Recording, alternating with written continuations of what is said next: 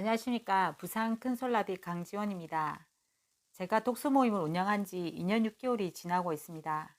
처음에 7명 정도 시작했는데 지금은 53명 정도 출석하고 있습니다. 네, 저희가 이때까지 독서 모임을 운영하면서 감명 깊게 읽었던 책들 중에서 하나씩 소개해 드리고자 합니다. 오늘 첫 번째 소개해 드릴 책은 태계에게 공부법을 배우다입니다. 이 책에는 읽어보신 분도 계시겠지만 책 표지 앞면에 보면 제가 왜 독서를 하는지, 독서를 하면 어떤 사람으로 변화가 되어 있어야 하는지를 요약해 놓은 그런 내용입니다. 예, 여기에 있는데 안 보이니까 제가 한번 읽어보겠습니다. 공부를 하고도 사람을 사랑할 줄 모른다면 그건 공부를 제대로 한 것이 아니네. 자기가 서고 싶으면 남을 세워주고 자기가 알고 싶으면 남도 깨우쳐 주는 것. 그것이 바로 인의 마음, 사랑의 마음.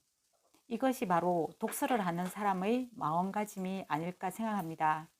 이 책 내용은요, 일단 공부는 어떤 사람이 해야 되는지, 또 왜 해야 되는지, 또 공부를 하는 사람의 마음가짐은 어떻게 해야 되는지, 공부를 한 사람이라면 어떤 사람이어야 된다는 것이 이렇게 요약돼서 나와 있습니다. 예, 그러면 먼저 공부를 해야 되는 사람은 이 책에서는 안달복달하는 사람이 해야 된다고 합니다.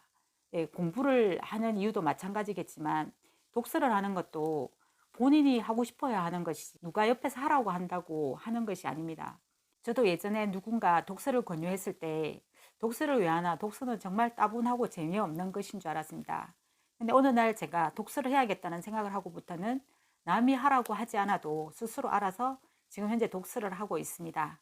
예, 그러면 독서를 왜 하는지, 또 공부를 왜 하는지, 예, 얘들이 뭐 기계를 만지거나 이렇게 하는 데서만 기술이 필요한 게 아니라 독서를 하거나 공부를 하는 목적은 삶의 기술을 배우는 것이라고 했습니다. 저희들도 이렇게 살아가는데 기술이 필요하죠. 예, 그것이 바로 독서를 하는 이유라고 되어 있습니다. 그럼 공부를 하는 사람의 마음가짐은 어떻게 해야 될까요? 첫 번째는 질문을 해야 된다고 합니다. 특히 우리나라 사람들은 질문을 잘 하지 않습니다.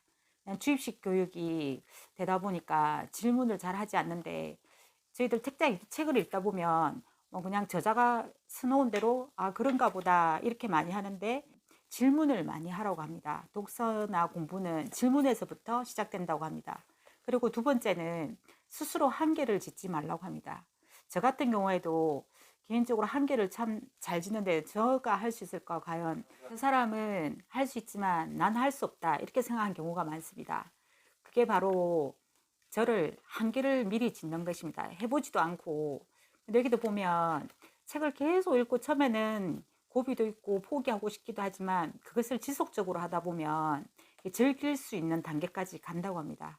저희들은 그까지 못 가고 저희들 스스로 한계에서 무너지는 경우가 많습니다. 그리고 마지막으로 여기서 독서를 배우는 사람의 자세는 스승이나 책을 탓하지 말라는 것입니다. 스승이나 책을 탓하지 않고 예, 저보다 못한 사람, 어떠한 사람에게도 배울 수 있다고 생각을 합니다.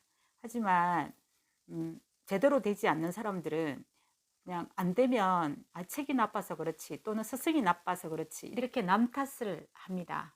저희들 독서 모임에는 중학생, 고등학생, 대학생부터 60대까지 있습니다.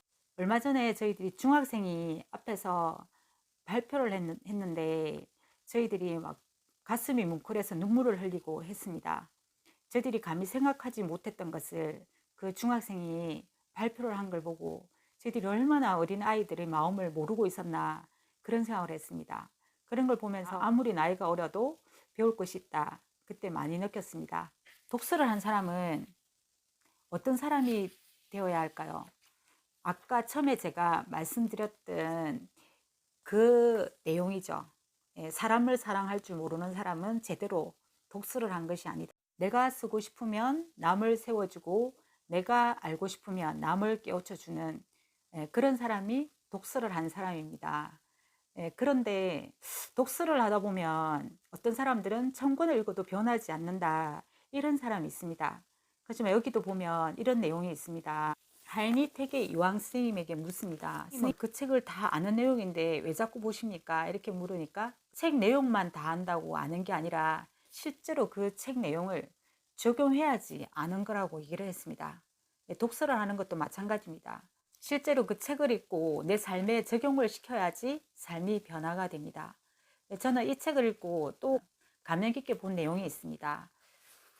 태계 이황 선생님이 자기 며느리를 결혼도 안 한 며느리가 아들이 먼저 죽는 바람에 아들만 바라보고 살아야 되는데 태계 이황 선생님이 그 시절에는 상상도 할 수 없는 그런 재가를 시켰습니다.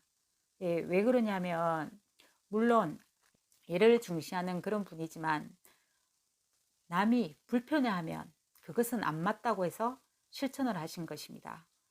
그리고 이 책에서는 가까운 사람에게 잘하라고 되어 있습니다. 하지만 저희들은 가까운 가족보다는 멀리 있는 사람에게 더 잘합니다. 그래서 이 책을 보고 난 다음에 제가 제일 못하는 것이 남편인 것 같아서요. 남편한테 조금 더 잘해야 되겠다는 이런 생각도 했습니다. 저희들이 독서를 하는 목적은 결국은 남을 사랑하고 배워서 남을 주자입니다. 3P 자기경영연구소에서 주최하는 단무지라는 모임에 다녀온 적이 있습니다.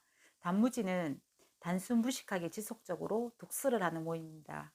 그런데 들어가서 입구에 표에 크게 배워서 남주자 이렇게 적어져 있는 겁니다. 그래서 제가 여보 큰일 났다. 이래 큰 행사에서 저게 표가 잘못됐다. 배워서 남주자가 아니라 배워서 남주나 해야 되는 거 아닌가?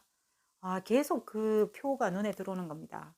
그런데 마지막 날 보니까 남주나가 아니라 배워서 남주자가 맞다는 걸 알았습니다.